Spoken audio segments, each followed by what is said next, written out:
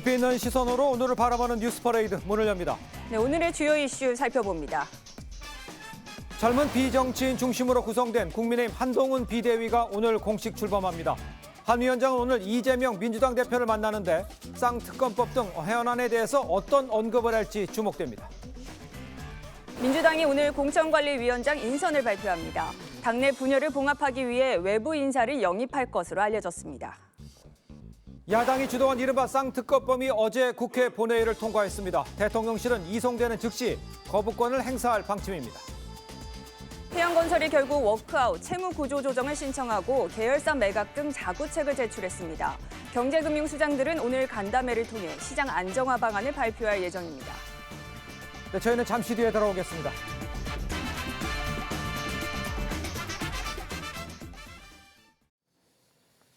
시청자 여러분 안녕하십니까? 금요일 뉴스 퍼레이드 시작합니다.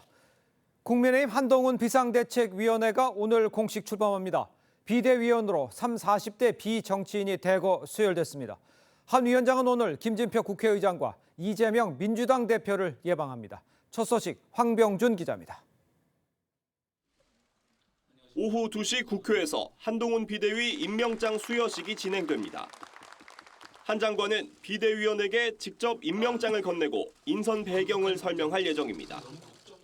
임명장을 수여하는 순간부터 우리 당은 최고위 체제는 자동 해산되고 비대위 체제로 전환이 됩니다.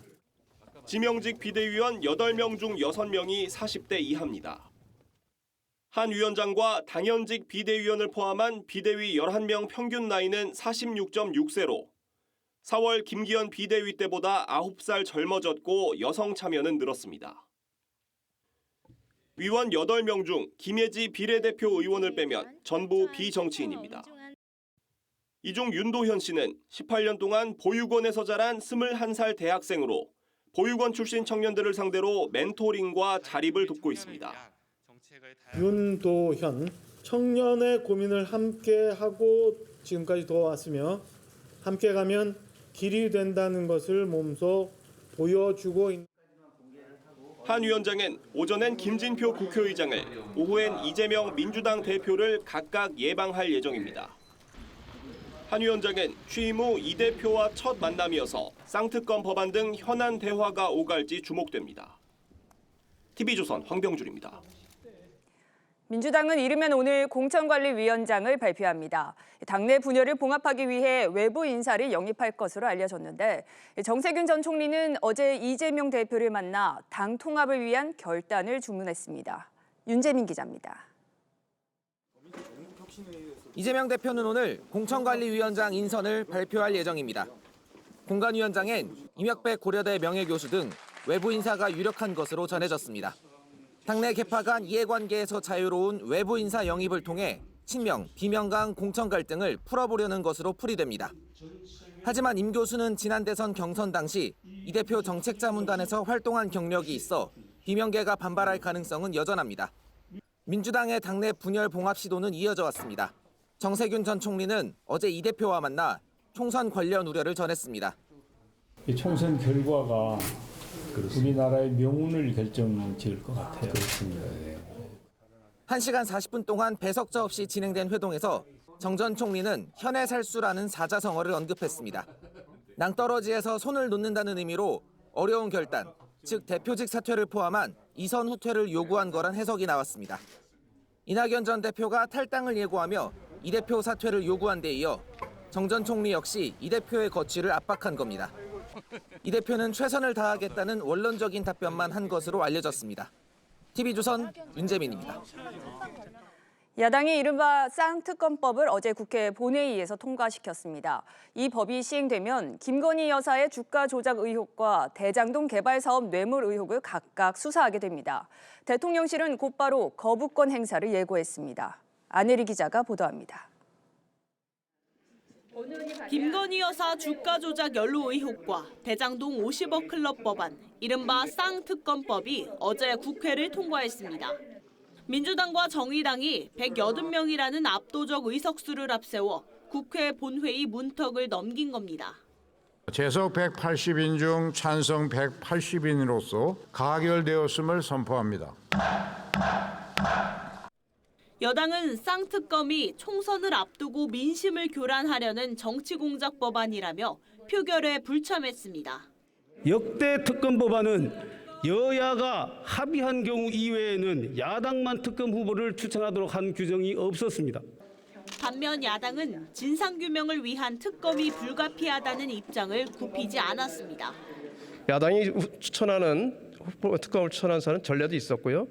브리핑하는 것도 전례가 있었던 상황입니다.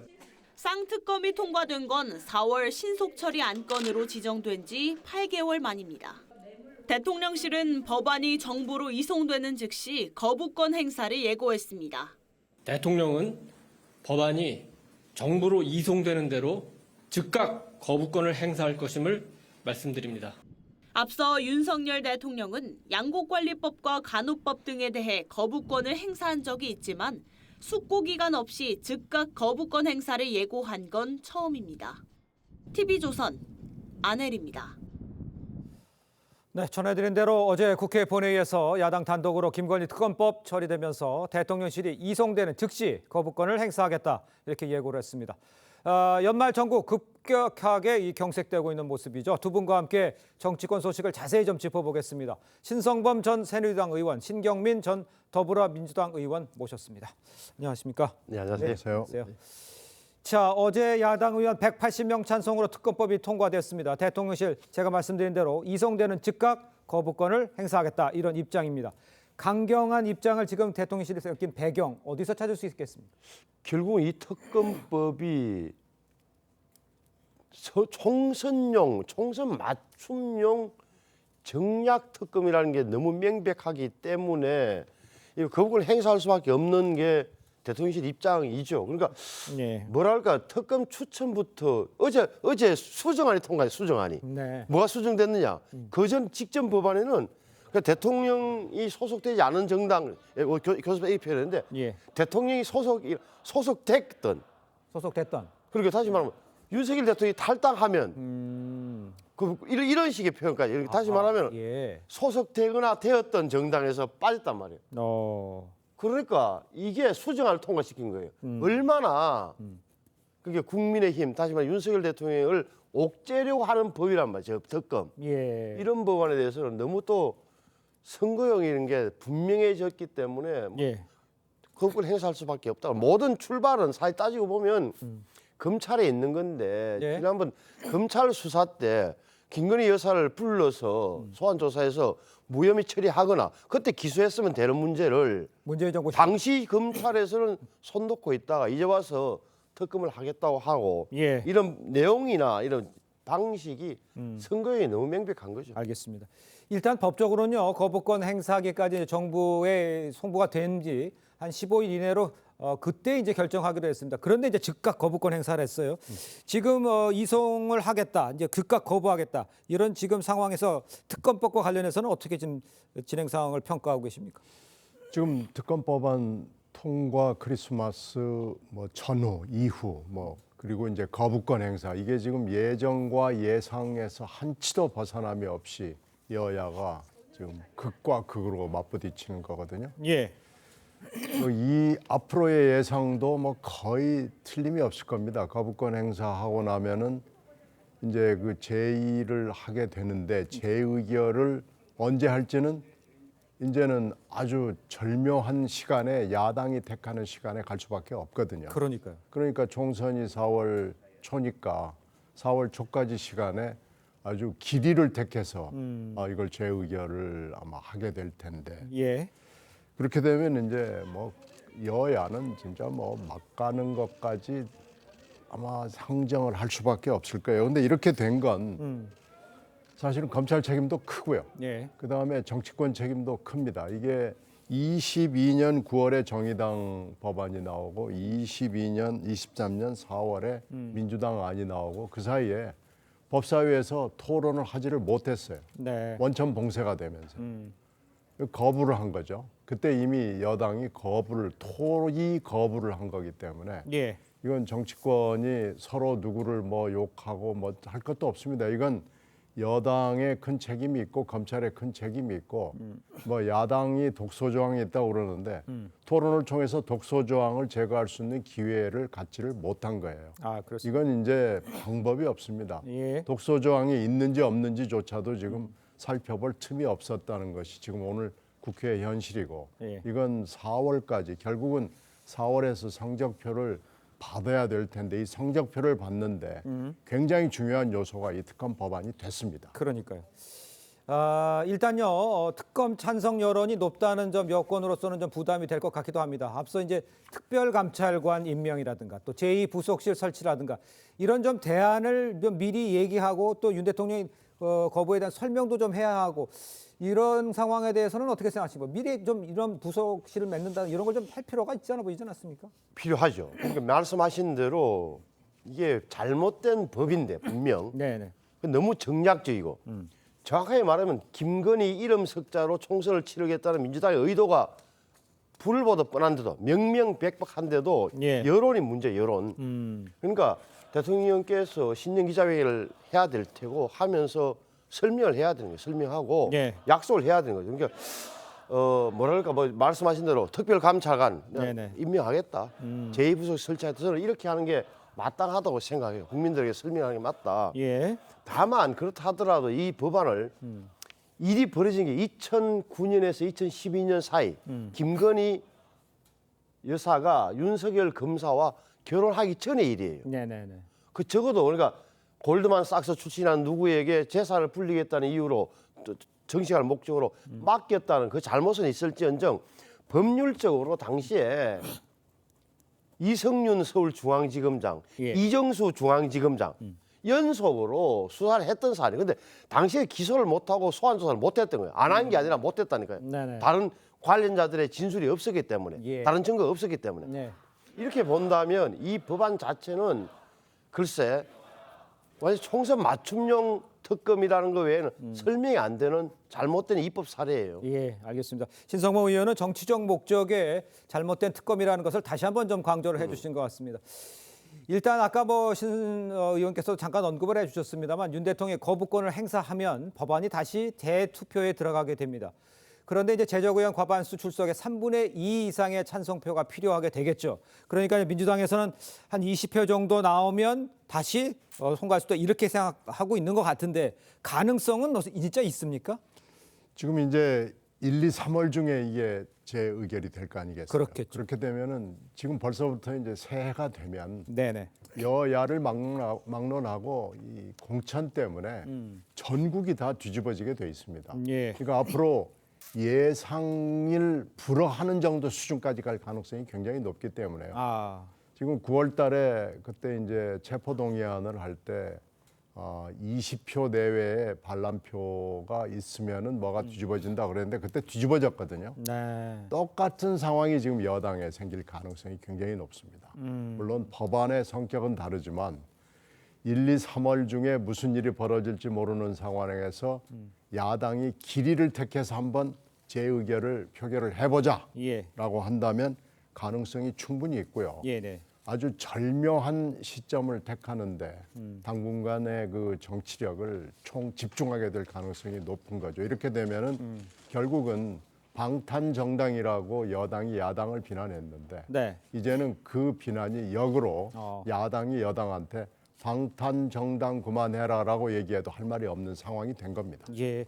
아니 그러니까 정치 공학적으로는 그런 스케줄이 예상이 되고 그렇게 하는 거는 이해할 수 있겠으나 그래도 재의결을 한다는 것은 정당성은 어느 정도 설명하고 확보해야 되는 상황은 아닙니까? 재의결에 대한. 아니 지금 상황으로 봐서 김건희 특검법에 대한 여론이 물론 12월 초에 여론조사하니까 지금 뭐 어떻게 됐을지 모르지만 크게 변동사항이 없는 상황에서요.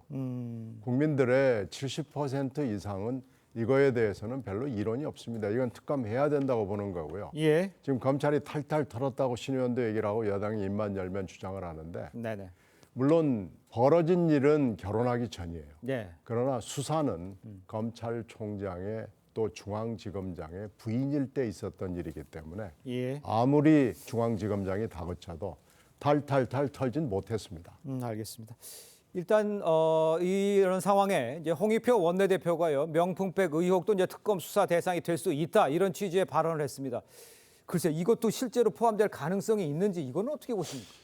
그러니까 이게 야당의 노림수사나 이런 게 그 수사 과정에서 인지된 사건. 예. 그게 허리하면 야당이 그렇게 반대하던 별건 수사도 특검이 가능하도록 만들어 놓은 법안이 이 법안이란 말이에요. 네. 그렇잖아요. 멋진데 다 조사하겠다. 아주 뭐 그런데 또 하나는 이게 맞느냐는 떠나서 시기도 문제인 게 97년도에 말이죠. 김대중 총재 비자금 사건 터졌을 때 검찰이 결국은 김태정 검찰총장이 대선 이후로 수사를 유보했어요. 미뤘어요. 예. 증거가 그렇게 뚜렷함에도 불구하고 왜 그랬습니까? 그 정치적으로 너무 한쪽으로 공격하는 그런 모양새는 취하기 싫다는 이유로. 그래서 나중에 당선되고 나서 검찰에서 수사해서 정리를 해줬어요. 아하. 어떻게 보면 이런 거다 말이에요. 이게 너무나 명백한 정치적 특검인데 이것을 민주당에서는 3월 달이든 2월 달에도 완전히 폭탄을 던지겠다. 아하. 우리 국민의힘의 분열을 유도하고 한동훈 비대위원장도 별 수 없네 라는 이미지를 만들기 위한 법안이 아주 여러 개의 미끼를 던져놓고 폭탄을 설치한 법안이 이 법이에요. 알겠습니다. 거부권을 행사할 수밖에 없다는 얘기를 다시 한번 하신 걸로 이해를 하겠습니다. 자, 다음으로 국민의힘 소식 짚어보겠습니다. 한동훈 비대위를 함께할 이 비대위원들 공개가 됐죠. 한 위원장 비정치인 중심으로 비대위를 구성하겠다고 이미 밝힌 바 있습니다. 직접 한번 들어보겠습니다. 자기 땀 흘려 돈 벌고 가족을 보호하고 동료 시민에 대한 선의를 가진 분들을 상징하는 분들을 모셔야 한다고 생각합니다. 혹시 의원이 아닌 비정치인들을 좀 생각하고 계신지도? 당연히 비정치인 위주입니다. 정치인 위주로 할 거라면 제가 이 자리에 여기 나와 있는 게 이상한 일이죠. 자, 평균 나이가 한 40대를 보이고 21살 대학생도 있습니다. 새롭게 구성된 비대위에 대해서는 어떤 느낌이셨어요, 먼저?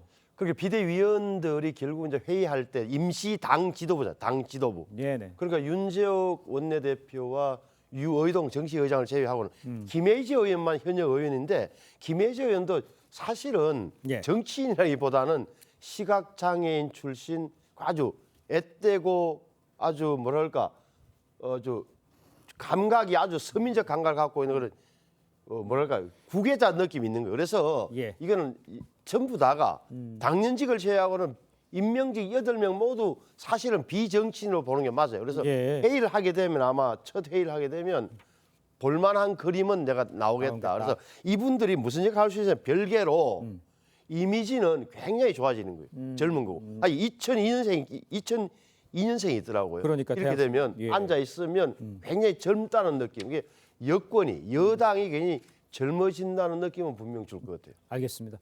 이런 가운데 이제 눈에 띄는 비대위원 중에서요. 운동권 출신인 민경우 소장이 있었고요. 조국 흑서 저자죠. 김경률 회계사 있습니다. 이 또 이재명 저격수로 불리는 구자룡 변호사가 눈에 띄는 것 같습니다.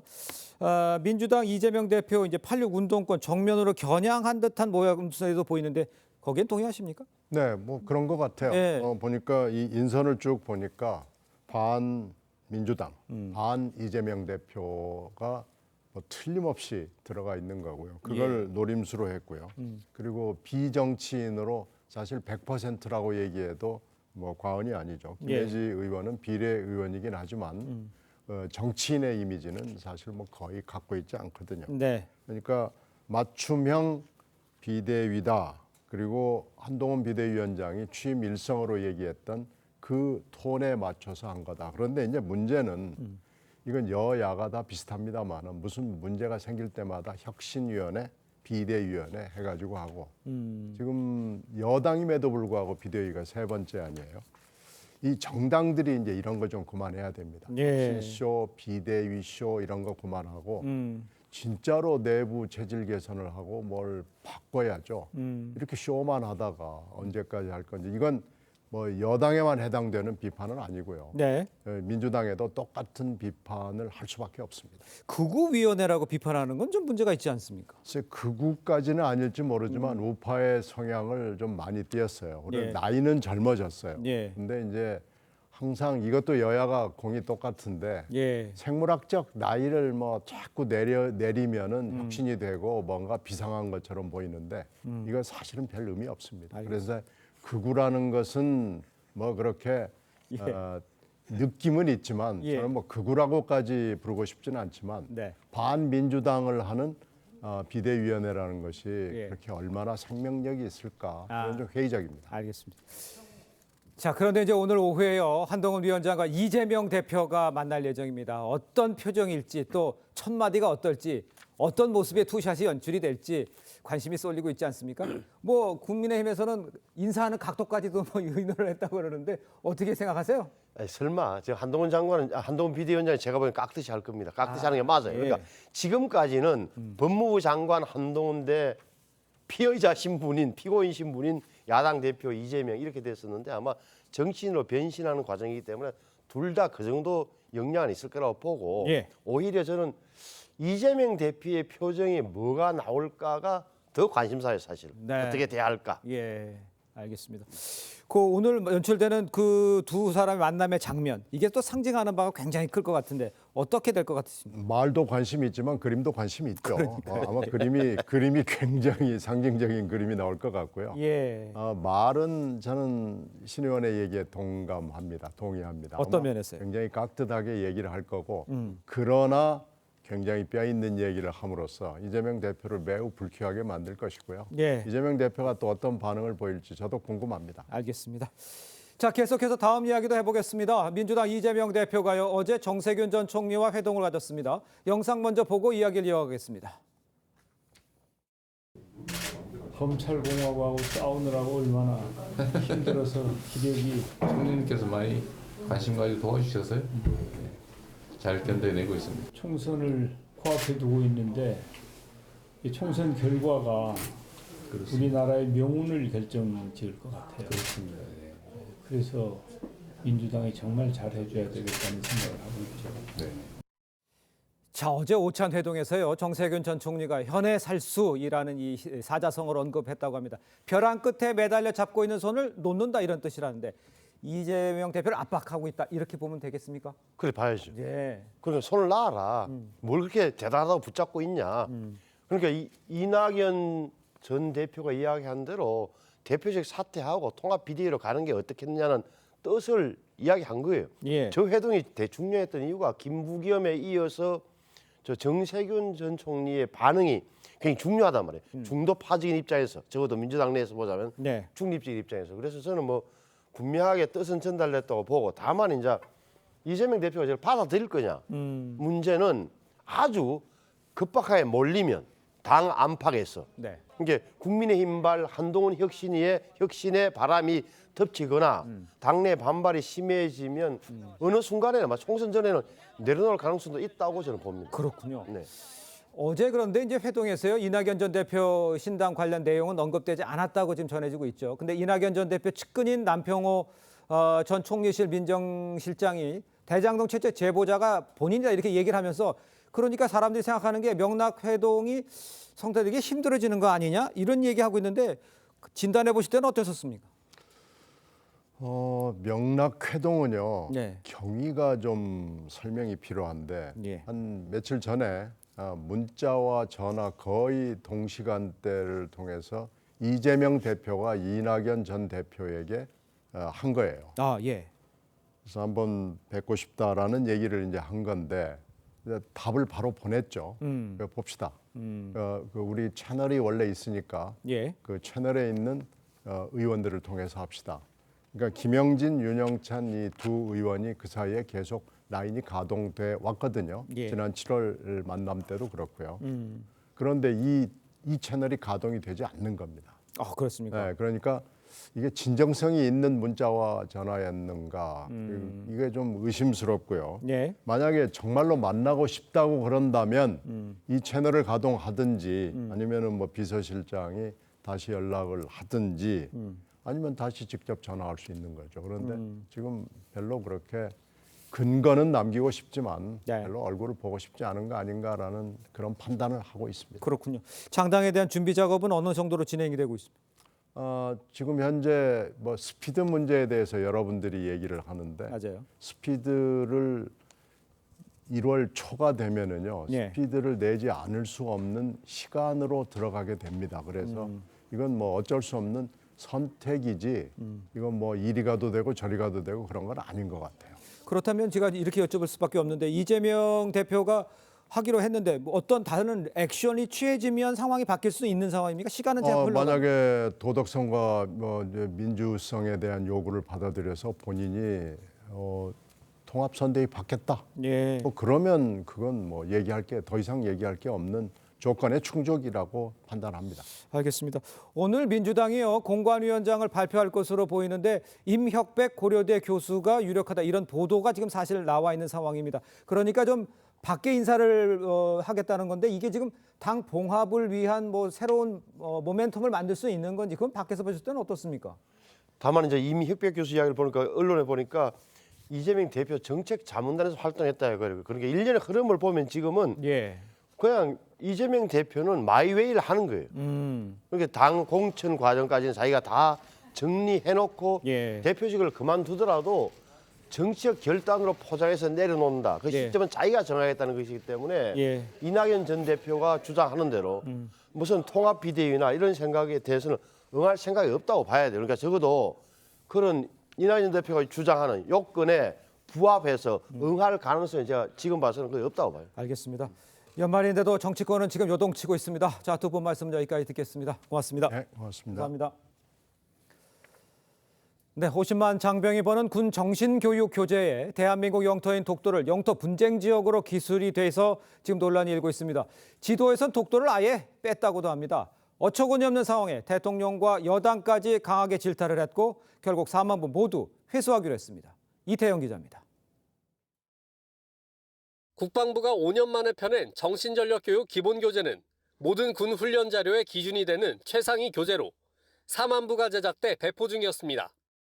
그런데 독도를 센카쿠나 쿠릴 열도처럼 영토 분쟁 지역으로 기술한 사실이 뒤늦게 드러났습니다. 독도는 명백한 고유 영토로 영토 분쟁은 존재하지 않는다는 정부의 입장과는 상반된 겁니다. 국제적으로 각국의 의견이 있는 것으로 알고 있고요. 그런 여러 가지 국제 정세를 지금 기술하고 있는 것이라 그런 것을 저희가 장병들에게 교육할 리가 있겠습니까? 또 교재에 11차례 등장하는 한반도 지도엔 독도가 모두 빠지기도 했습니다. 전방부대를 방문 중이던 윤석열 대통령은 결코 있어서는 안 될 일이라며 엄중 조치를 지시했고 국민의힘 한동훈 비대위원장도 즉각 바로잡아야 한다며 정책 현안에 대한 첫 메시지를 내고 비판했습니다. 민주당은 윤 대통령의 저자세 외교가 국방부를 참담한 수준으로 전락시켰다며 국방장관 파면을 요구했습니다. 군의 기강이 땅에 떨어지지 않고는 있을 수 없는 일입니다. 국방부는 뒤늦게 교재 4만 부 전부를 회수하기로 하고 집필 과정에 대한 감사를 실시하겠다고 했습니다. TV조선 이태영입니다. 업계 16위인 태영건설이 부동산 PF 부실로 결국 워크아웃을 신청했습니다. 알짜 계열사를 매각하는 고강도 자구책도 채권단에 제시했는데 SBS는 팔지 않겠다고 밝혔습니다. 금융당국은 다른 건설사는 문제가 없다며 위기감 확산 차단에 나섰습니다. 김주영 기자입니다. 지난해부터 유동성 위기를 겪어왔던 태영건설 본사 앞. 뒤숭숭한 분위기에 직원들은 말을 아낍니다. 좀 어떠나 싶어가지고 좀 예상됐던 걸로 생각을 하시네요. 태영건설이 기업구조 개선 작업 워크아웃을 신청했습니다. 지난 1년 동안 1조 2천억 원을 투입했던 태영건설은 에코비트 등 알짜 계열사를 추가로 매각하겠다는 자구책도 채권단에 제출했습니다. 하지만 SBS는 포함되지 않은 것으로 전해졌습니다. 지주회사인 TY홀딩스도 태영건설 워크아웃이 SBS에 영향을 주는 일이 없도록 하겠다고 밝혔습니다. 금융당국은 워크아웃 신청 발표 1시간 만에 대책을 내놨습니다. 태영건설의 PF 사업장 60개를 관리해 분양계약자와 협력업체, 금융권의 피해를 최소화하고 다른 건설사로 옮겨붙지 않도록 PF 대출 만기 연장을 유도하겠다는 겁니다.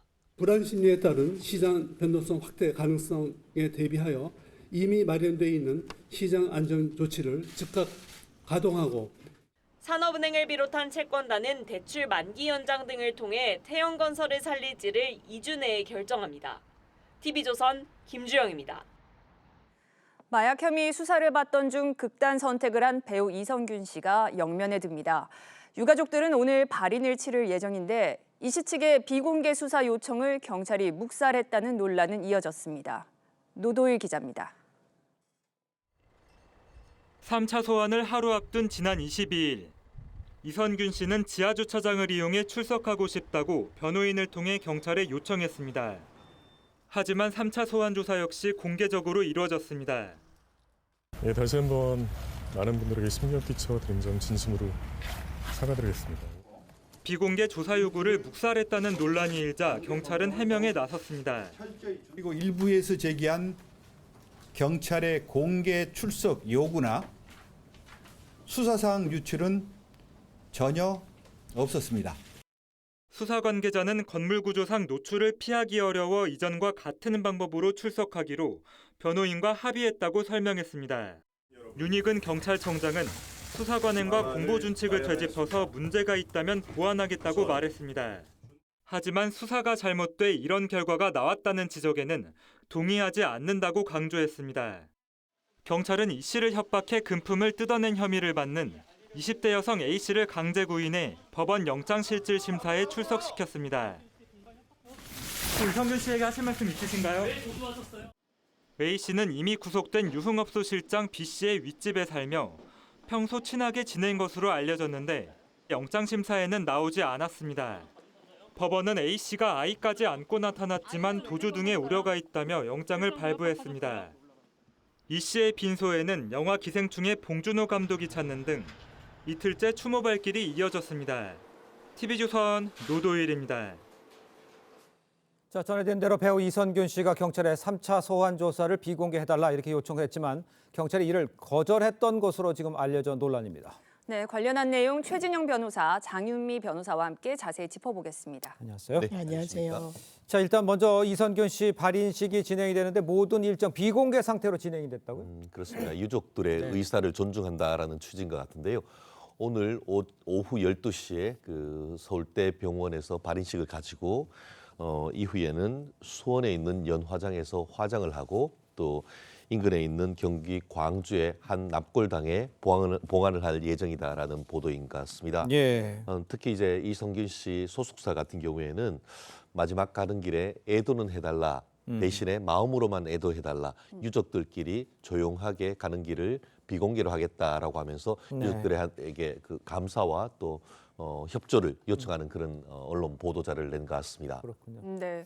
네, 이성균 씨 경우는 세 차례 경찰 조사 때마다 매번 포토라인 앞에 서야 했거든요. 맞아요. 네, 피의자가 비공개 조사를 요청했을 때 경찰이 거부하면 이건 문제가 되지 않는 건가요? 사실 문제가 될 여지가 있습니다. 내부 준칙에 좀 위배되는 측면이 있고요. 네. 저희가 실무에서 보면 조율하는 경우가 있습니다. 네. 그러니까 피의자는 뭐 전부 다 비공개 소환을 원하지 않는 경우도 있어요. 언론 주목도가 높거나 정치인 같은 경우에는 오히려 포토라인에 서서 내 항변을 하고 들어가겠다 이런 경우도 있거든요. 네.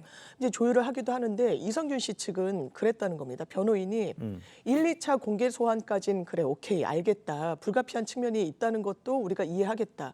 근데 3차 수사는 음성이 다 나온 상황에서 받는 조사였거든요. 네. 근데 진술이 엇갈리기 때문에 추가 조사를 받는 상황인데 이것까지 공개를 해야 되겠냐라고 문제 제기를 했다라는 겁니다. 그런데 경찰 측은 내부적으로 공개 소환 방침이 정해졌으니까 어쩔 수 없다라고 회신했다는 게 변호인 측 주장입니다. 네. 지금 장윤미 변호사도 언급해 주셨습니다만 이 경찰의 비공개 조사 요청 거부, 수사 공보 규칙 위반했다 이런 지적 나오는데 어떻게 생각하세요? 그렇습니다. 기본적으로 이 부분은 무엇이냐 하면은 수사하는 사항을 정말 고의적으로 외부로 유출하면은 형법상 피사실 그 유포죄로 처벌이 될 수가 있습니다. 다만 결국 그렇게 하는 것은 피의자에 대한 인권 보호 그리고 무죄 추정에 관한 헌법의 원칙 이 부분이 있다 보니까 임의로 이렇게 인권 보호를 위해서 유출을 하지는 못하지만 또 하나 국민들의 관심이 높은 사건 같은 경우에는 국민의 알 권리 보호 차원에서 두 개를 좀 조화하기 위한 어떤 공보 준칙이 마련되어 있는데요. 말씀드린 것처럼 수사 사건 공보 준칙에도 원칙적으로 인권 보호, 보안 유지를 위해서 이 수사 사건은 내용을 공표하거나 공개돼서는 아니 된다고 원칙은 얘기를 하고 있습니다. 다만 경우에 따라서는 필요한 경우에 어떻게 보면 내부 절차를 거쳐서 외부에 뭐 포토라인을 설치한다든가 이런 부분에 대한 것은 실무적으로 이용을 하고 있습니다. 그런데 저는 좀 이번에 좀 안타까운 것은 검찰 같은 경우에는 그 공보 준칙이 굉장히 구체적으로 돼 있습니다. 네. 그런데 그 반면에 경찰 수사에 관한 공보 준칙 같은 경우에는 상대적으로 좀 허술하게 지금 돼 있다라는 것을 지금 질타하지 않을 수 없는데요. 예. 이번 사건을 계기로 해서 검찰과 경찰 그리고 또 수사와 관련되는 모든 공보 준칙을 조금 더 다시 업그레이드할 필요가 있다라는 생각이 있고 네. 또 경찰의 어떤 항변도 나름대로 이해는 됩니다. 예. 큰 검찰청이나 경찰청 같은 경우에는 지하로 이렇게 들어갈 수 있는 나름대로의 어떤 우회로가 있지만 작은 경찰청 같은 경우에는 그런 식으로 해서 그 물리적으로 어떤 그 얼굴을 있네. 공개하지 않도록 하는 게 어려운 그런 상황이 있다는 네, 것도 제가 네. 충분히 이해는 되는데요. 그럼에도 불구하고 좀 전에 변호사님 말씀하신 것처럼 1, 2차는 모르겠는데 이후에 정말 국과수의 어떤 그 무혐의 사실상 그 네거티브하다는 결과가 나왔음에도 불구하고 예. 계속 공개한 이런 부분에 있어 가지고는 보완을 요청을 했던 그 사안을 좀 더 존중했어야 되는 것이 아닌가 하는 그런 어떤 의혹 내지는 어떤 아쉬움은 충분히 남는 부분이 있는 것 같습니다. 네. 그러네요. 그래서 이 논란이 이어지니까 경찰이 내놓은 해명이 취재진의 안전을 네. 고려해서 이성균 씨 측의 요청을 거부했다고 했는데 어떻게 생각하세요? 정색하죠.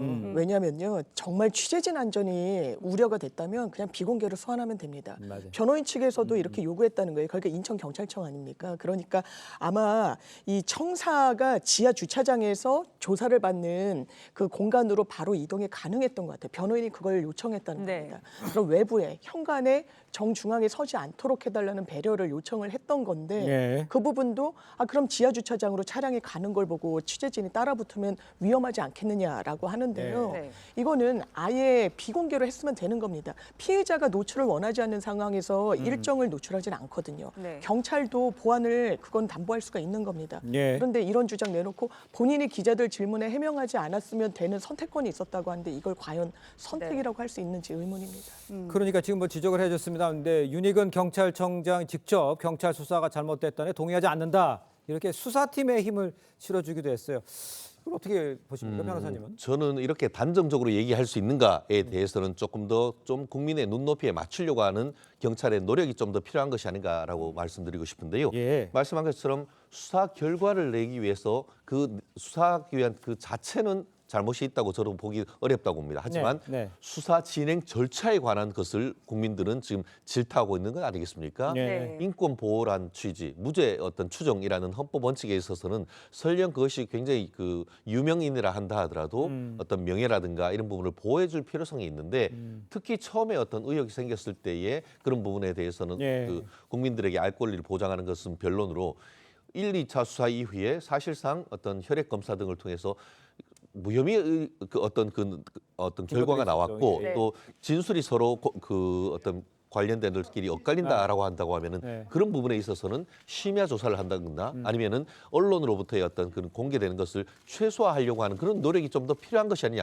이것은 그런 어떤 우리 그 수사기관의 숙제를 남긴 부분인 것인데 단정적으로 해서 경찰청장이 나서서 어떤 경찰을 두둔하는 것은 국민의 한 사람으로서 조금 불편한 점이 분명히 있는 것 같습니다. 알겠습니다. 네. 자, 두 분 말씀 여기까지 듣겠습니다. 고맙습니다. 감사합니다. 네, 감사합니다.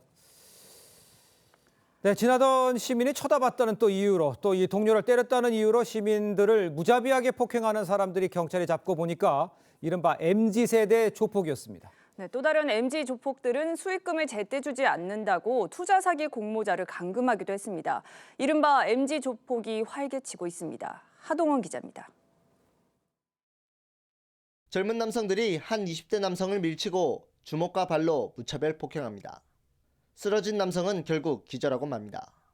자신들을 쳐다봤다는 게 폭행의 이유인데 가해자 6명은 부산의 한 폭력 조직원들이었습니다. 덩치 큰 남성들이 문 앞을 지키고 있는 카페. 안에서는 5명이 대화를 나눕니다. 투자 사기를 공모한 동료에게 수익금을 달라고 감금 협박하는 모습입니다. 이들 역시 20, 30대의 MZ 조폭입니다. 30대 A씨 등 87명은 지난해 2월부터 12월까지 전국 폭력 조직 9곳과 연대해 투자 사기 사이트를 운영했습니다. A씨 등은 원금은 물론 300%가 넘는 고수익까지 보장한다며 투자자들을 끌어모았습니다. 유명 투자 전문가까지 사칭해 572명에게서 410억 원을 받아 갈아쳤습니다. 최근 추세는 가상화폐나 이런 가상 사이트 이런 걸 이용을 해서 좀 지능화되고 규모가 대규모화된 것이 특징입니다. 길거리에 서 있는 남성을 둔기로 폭행하는 20대 남성들. 노래방에서 자신들의 동료를 때렸다는 이유인데 무자비한 보복 폭행을 감행한 이들 역시 조직폭력배로 재판에 넘겨졌습니다. TV조선 하동훈입니다.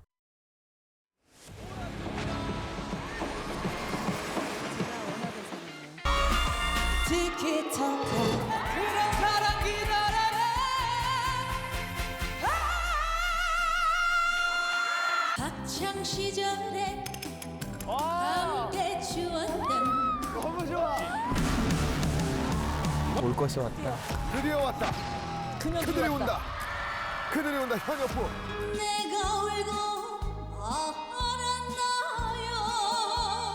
약돌을 던져놓고 없는 채로 살아갈 겁니다.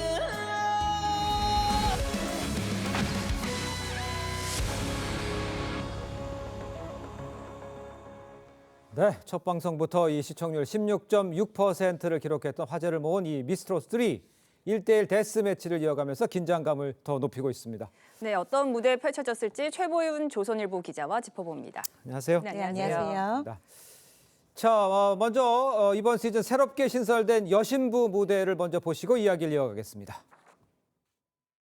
헬 수 없이 수많은 밤을 내 가슴 도려내는 아픔의 경험 얼마나 울었던가 동백 아가씨 별빛 쏟아지는 구름에 앉아 한 잔 술을 마셔요 건이 건이 따라요 사랑의 여왕처럼 데스를 날리며 밤새도록 늦추지 않아 늦추지 않아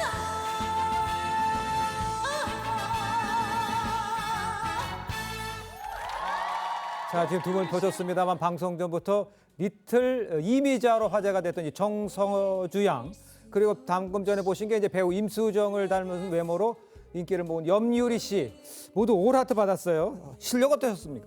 저 지금 방금 들으셨을 때 정말 마음이 정화되는 느낌 받지 않으셨나요? 네. 여신부가 새롭게 만들어졌는데 뭐 미스코리아 출신도 있고 다양한 능력자분들이 많은데 저분들은 정말 명실상부 목소리 여신이 아닐까 이런 생각이 들 정도로 네. 그 리틀 이미자로 불린 정서주 양 같은 경우는 2년 전에 올린 유튜브 영상이 600만 뷰를 기록하고 전체 영상이 5천만 뷰 이상을 기록하면서 네. 온라인에서 정말 그때부터 미스트롯 나오라고 팬들이 이렇게 약간 응원을 했다고 할까요? 네. 그 정도로 인기가 많았던 분인데요. 예. 역시 나와서 어제 아마 그 어렸을 때 젊은 시절의 이미자 선생님 보는 듯한 그런 깨끗하고 맑은, 사실 경연에서 이미자 선생님 노래를 부르는 거는 굉장히 어려운 일이라고 감히 도전을 하지 않는데 네. 지난번에 빈 예서 양도 너무너무 놀라운 실력을 보였고 이번에 정서주 양도 정말 깜짝 놀랄 만한 노래 실력을 보여서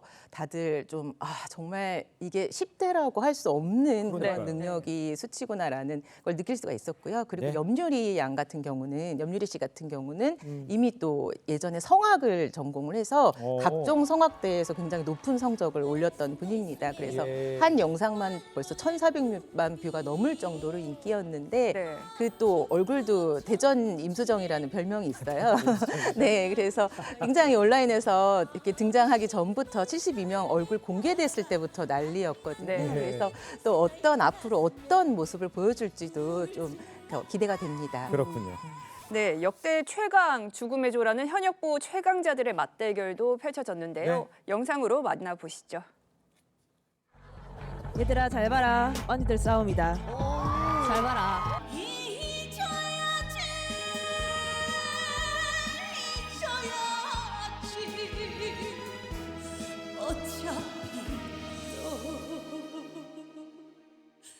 난 살아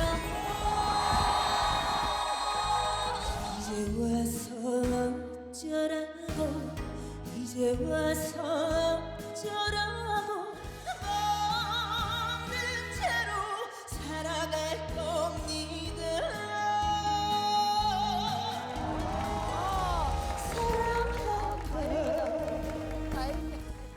언니들의 싸움이 뭔지 제대로 보여준 무대였는데 두 사람 모두 올 하트를 받았죠. 네.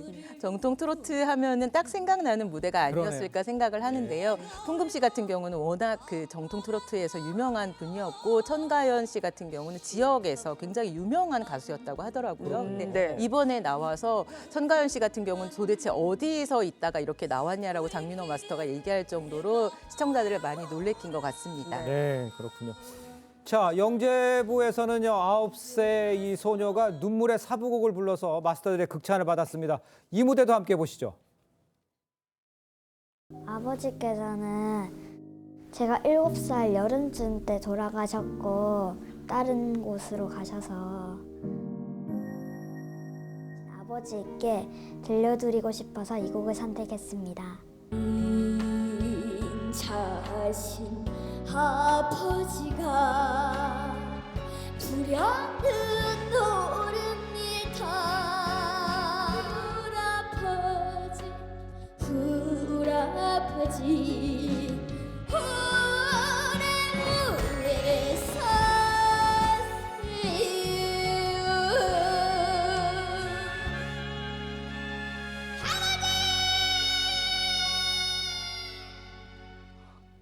오래 노래도 잘하지만 무대에서 아주 눈부시를 붉힌 소리 많았을 것 같아요. 눈물이 나오려고 하는데요. 네. 그 이수연 양 아버지가 한 7살 때 이제 심장질환으로 갑자기 돌아가셨다고 해요. 근데 그 집안이 어려웠을 때 이제 할머니 앞에서 증조 할머니 앞에서 노래를 불렀는데 굉장히 그 모습을 좋아하는 걸 보고 노래를 하겠다고 이제 마음을 먹었다고 합니다. 이제 9살인데 그러니까 지난번 미스터 트롯 때 황민호 군이 있었잖아요.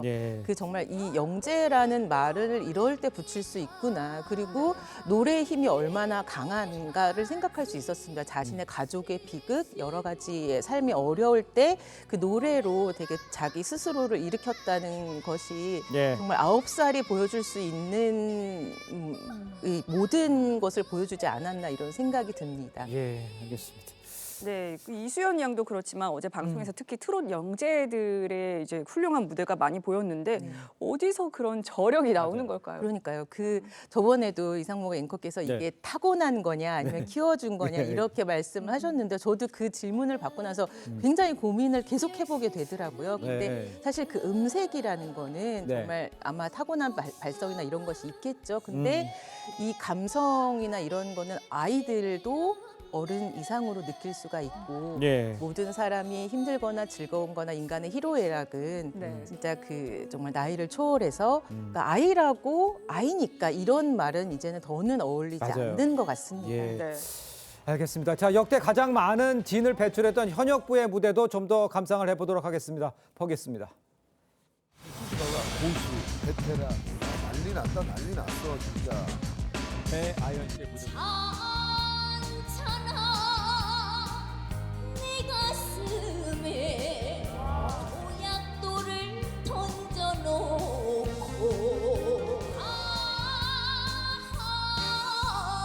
당신이 던져놓을 사랑의 모약돌 던져버린 편지 속에는 어리석은 내가 있지요. 그날은 사랑했던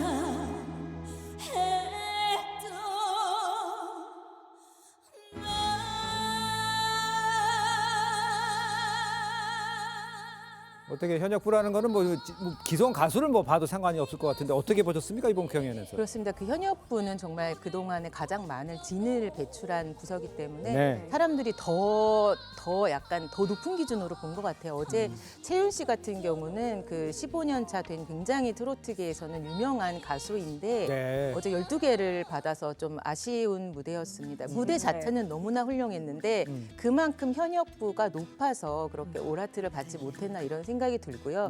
배아연 씨는 뭐 조약돌이 퉁기듯이 이렇게 물에서 네. 튕기듯이 이렇게 꺾기의 요정 같은 꺾기의 진수 언니들의 꺾기는 이렇구나 이런 모습을 보여줘서 예. 어제 아주 귀에 쏙쏙 들어오는 무대였습니다. 알겠습니다. 네. 더욱더 기대되는 미스터 트롯 3 많이 시청해 주시길 바라면서 오늘 말씀 여기까지 듣겠습니다. 고맙습니다.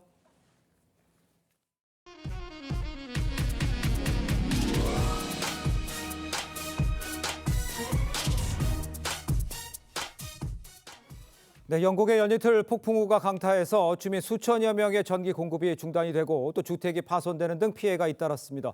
비행기 운항과 열차 운행에도 차질이 빚어졌습니다. 김자민 기자입니다. 강풍을 이기지 못한 비행기가 활주로에 비스듬히 진입합니다. 좌우로 심하게 기우뚱거리며 내려오는 아찔한 모습에 목격자도 놀랍니다. Stop it! Stop that! 현지 시간 27일부터 이틀 동안 영국 런던을 포함한 일부 지역에 폭풍이 강타했습니다. So I was just sat on the bed and I heard this noise, this rumble. It just got louder and louder. And it was literally just 30 seconds of mayhem, you know. 최고 시속 137km에 달하는 강풍에 주택 지붕이 뜯겨나가 집안 내부가 훤히 드러났고 부러진 나무는 차량을 덮쳤습니다. 14,000가구의 전력이 끊기고 주택 100여 채가 부서졌습니다. Roofs missing, gable ends gone, cars squished with all the stone that's come off the houses. 일부 지역은 폭우로 마을이 물에 잠겼습니다. 런던 히드로 공항의 항공기 18편의 운항이 취소되고 일부 기차 노선은 운행이 중단되는 등 교통 마비도 잇따랐습니다. 영국 기상청은 이번 폭풍이 지나간 뒤에도 폭우와 폭설, 강풍이 이어질 수 있다고 예보했습니다. TV조선 김자민입니다.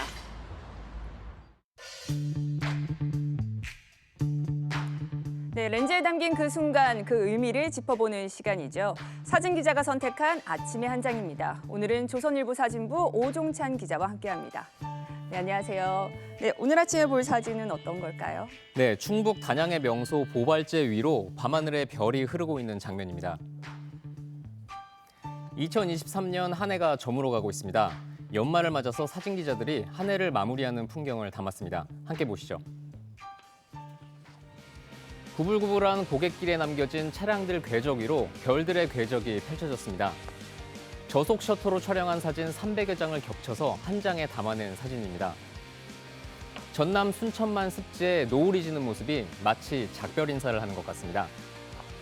충남 태안 안면도에는 많은 인파가 모여서 지는 해를 바라보며 2023년을 되돌아봤습니다. 네, 사진을 보니까 얼마 남지 않은 2023년이 조금 아쉽게 느껴지기도 하는데요. 그 한 해를 마무리하는 산업 현장의 사진도 한번 소개해 주시죠. 네, 침체된 세계 경제의 여파로 국내 산업도 힘든 한 해를 보냈는데요. 올해를 마무리하며 힘찬 도약을 다짐했습니다. 항공사 정비 경납고에서 관계자들이 석양을 뒤로한 채 항공기 엔진을 점검하는 모습입니다. 지난 10년간 불황을 겪었던 조선업은 올해 마침내 호황을 맞았는데요. 경남 거제도의 조선소는 밀려있는 주문으로 밤에도 환하게 빛을 밝혔습니다. 네, 이제 사흘 남았습니다. 올해 잘 마무리하시고 힘찬 2024년 맞이하시길 바랍니다. 지금까지 아침의 한 장이었습니다. 오늘도 미세먼지 차단용 마스크 꼭 착용하고 나오시기 바랍니다.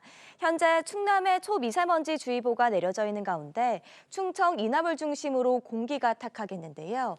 충남이 48 마이크로그램, 광주 39, 대구 50 마이크로그램으로 수치가 높아졌습니다. 오늘까지는 대부분 지역이 초미세먼지 농도 나쁨 단계 예상되고요. 전남 지역에서는 오전에 일시적으로 나쁨 단계가 예상됩니다. 오늘 전국이 대체로 맑다가 밤부터 흐려지겠습니다. 오전까지는 충남과 호남 지역에 짙은 안개가 끼겠습니다. 오늘 한낮 기온은 어제와 비슷하겠습니다. 서울과 청주가 6도, 대전과 전주 7도, 부산 11도 예상됩니다. 올해 마지막 주말에는 전국 대부분 지역에 눈이나 비가 내리겠는데요. 흐린 날씨 탓에 올해 마지막 해넘이는 보기가 어렵겠고 해돋이는 볼 수 있을 것으로 전망됩니다. 당분간 큰 추위는 없겠습니다. 중부 내륙과 강원 산간으로는 주말 사이 많은 눈이 예상되는데요. 연말연시 이동하실 때 교통안전에 각별히 유의하시기 바랍니다. 날씨였습니다. 네, 올해도 이제 사흘 남았습니다. 올 한 해 뉴스퍼레이드와 함께 아침을 열어주신 시청자 여러분께 먼저 깊은 감사 인사 드리겠습니다. 2024년 갑진년 이 청룡회에는 중요한 일들이 무척 많이 있습니다. 신속하고 정확한 뉴스 또 알찬 소식으로 시청자 여러분과 함께하겠습니다. 네, 시청해주셔서 감사합니다. 새해 복 많이 받으시기 바랍니다.